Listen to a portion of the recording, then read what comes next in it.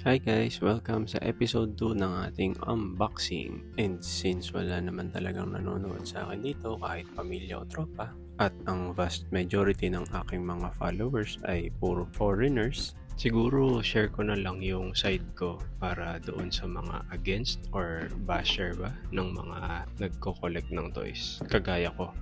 Hindi naman 'to sa akin, pero meron akong ibang mga nababasang comments din kasi sa ibang collectors na sinasabihan sila na instead na ibili mo niyan, ibili mo na lang ng pagkain. So, dun pa lang nakikita mo na yung thought nung kanilang message na parang waste of money ang tingin nila sa ganitong hobby. And disclaimer lang pala, yung sasabihin ko dito or yung sagot ko is pawang akin lamang. So, it's my own opinion. Mine na own pa, opinion pa, no? And ayun na nga. So, nabanggit ko doon sa previous episode ko ng unboxing ay because of nostalgia, connection, at saka art. And of course, I would say na it is kind of a selfish reason naman din somehow, no? Pero syempre, before I do my purchases naman ng mga ganitong mga laruan nga, syempre I make sure na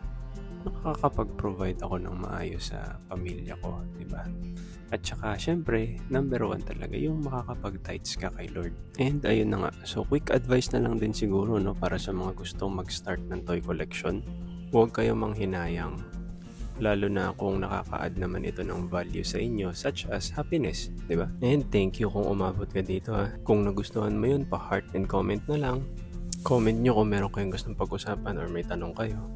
Thank you. Love, peace, respect.